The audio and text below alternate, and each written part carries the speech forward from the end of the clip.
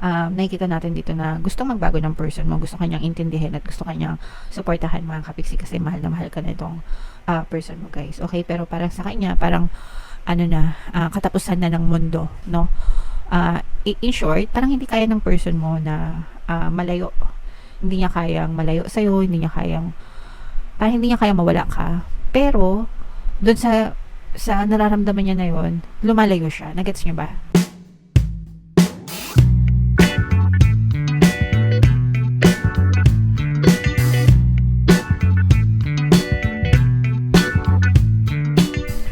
Hello guys, hello Gemini. Welcome back to Pinay Pixie Tarot. Ang pamagat ng episode natin for tonight is monthly feelings reading, no?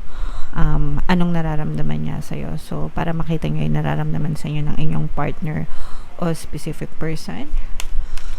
General lang guys, pwede mag-resonate, pwedeng hindi, pwedeng positive, pwedeng negative, pwedeng ma-pick up yung energy nyo, pwedeng ma-pick up yung energy ng person nyo. Pwedeng magkabaliktad yung roles guys, if in case hindi kayo naka-resonate dito.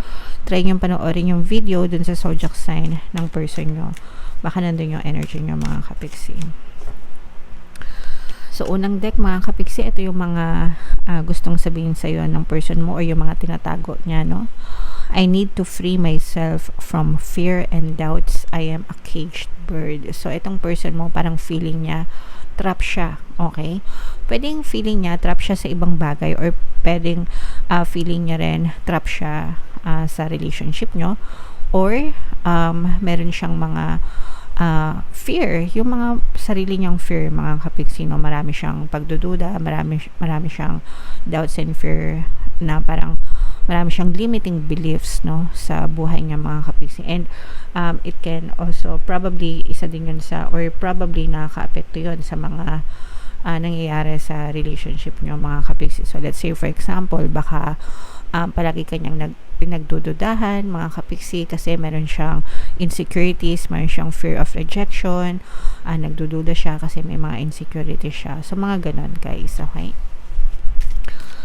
So, kung palagi nagsiselos yung person mo, kung palagi kanyang pinagdududahan, yun ay dahil sa kanyang insecurities and yun ay dahil sa mga takot niya mga kapiksi. It's difficult for me to process my emotions. I'm not available right now. So, dahil dun sa mga insecurity niya, mga kapiksi, pwedeng binablock ka nitong person mo. Hindi mo siya makausap, hindi siya nakikipag-usap sa'yo, hindi siya nagpapaliwanag, ganyan. Kasi nahihirapan siya sa kanyang nararamdaman or sa kanyang pinagdadaanan.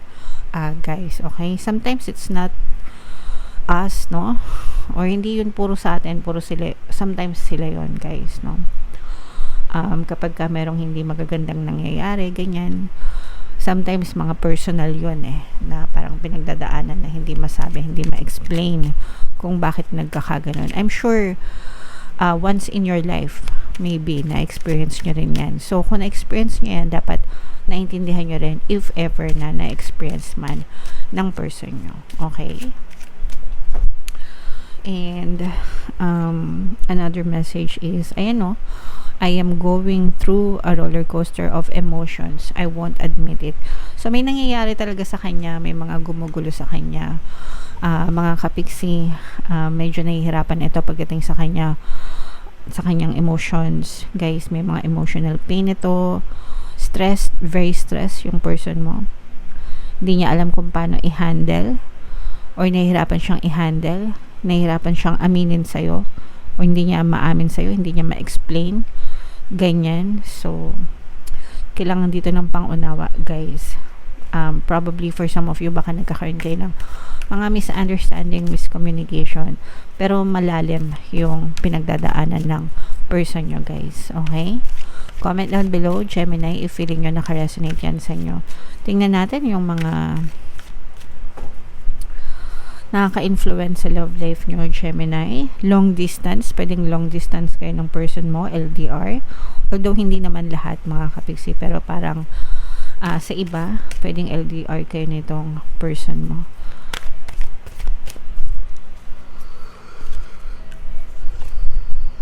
May blonde female na involved, guys. Pwedeng kayo ito, pwedeng sila ito, pwedeng he, she, pwedeng she, yung relationship. Pwede rin ibang lahi, mga kapiksi, or pwedeng nagpakulay lang ng buhok, ganyan, para blonde. And another one, guys, triangle. So this may be a triangle issue din, guys, no? Baka merong third party.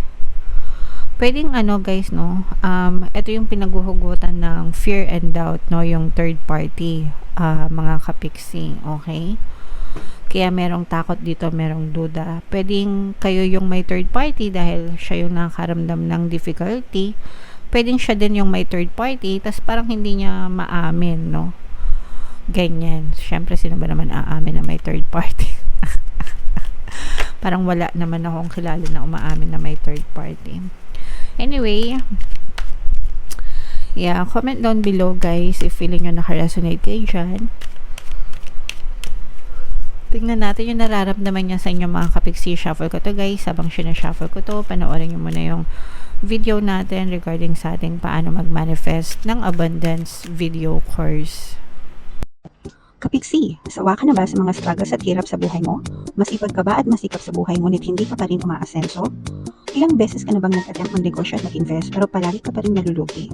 Sa pagkakataon na ito ay maaaring may subconscious beliefs ka na nagiging balakid sa iyong pag-unlad at pagyaman. Introducing, paano mag-manifest ng abundance video course. Dito ay matututunan mo ma-overcome ang mga balakid mo para tuluyan ka ng umunlad, umasenso, sumagana, maging matagumpay, successful at maswerte sa iyong kabuhayan, pera, trabaho, negosyo sa lapi at kaperahan ng bonggang-bongga. Dali, mag-send na ng email sa pinoypixitaro@gmail.com at simulan na ang iyong pagyaman ngayon. Alright, so sa lahat ng gusto mag-avail ng course, guys, meron tayong discount, 500 pesos until September 30 sa lahat ng gusto mag-avail, kaya mag-avail na kayo, guys. Sobrang ganda. And meron din tayong bagong course, mga kapiksi, paano mawala ang third party at magkaroon ng harmonious na relationship para mawala yung mga kabit ng mga jowa nyo, guys. 20% discount yan until September 30, kaya i-avail nyo na, guys. Alright, so Gemini, kayo ay na-represent ng King of Swords sa ating spread. Ito yung lover's energy, mga kapiksi, or ito yung feelings energy pala, guys. So itong person nyo, mga kapiksi, no, merong trust issue ito, or pwedeng meron trust issues sa pagitan nyo ng inyong partner o specific person. And itong person mo, guys, gusto niyang isalba yung inyong relationship kasi mahal kayo ng person nyo, pero something is happening. Yung iba sa inyo, guys, parang okay, so yung iba sa inyo, guys, diba yung iba sa inyo LDR, ganyan, and parang kayo, feeling ko kayo yung umalis, kayo yung gustong mag-pursue ng inyong mga trabaho, ng inyong financial goals or personal goals, pero itong person mo, parang ayaw niya na umalis kayo, mga kapiksi, okay? Ayaw niya na magkahiwalay kayo, ayaw niya na magkalayo kayo, takot siya na iwanan mo siya. Probably, meron din siyang ganong klaseng experience ng bata siya na baka iniwan sila ng papa niya or mama niya tas hindi na bumalik. So, meron siyang ganong klaseng fear na kapag umalis ka, baka hindi ka na bumalik sa kanya. And yun yung kinakatakot nito, mga kapiksi. Kaya hindi siya masyadong makapag-isip ng maayos, hindi mo siya masyadong makausap, guys. So, kinakain ito ng duda at takot. So, meron siyang mga insecurities, mga kapiksi, okay?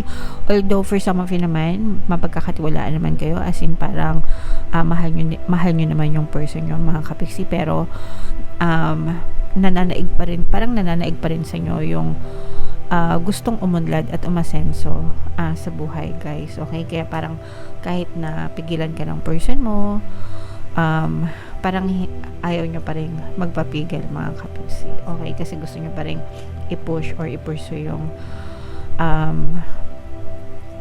pagtatrabaho. Pero nakikita natin dito na gustong magbago ng person mo, gusto kanyang intindihin at gusto kanyang supportahan, mga kapiksi, kasi mahal na mahal ka na itong person mo, guys, okay? Pero parang sa kanya, parang katapusan na ng mundo, no?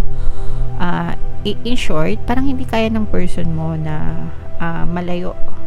Hindi niya kayang malayo sa'yo, parang hindi niya kaya mawala ka. Pero, dun sa nararamdaman niya na yun, lumalayo siya. Nagets niyo ba? Lumalayo siya sa inyo.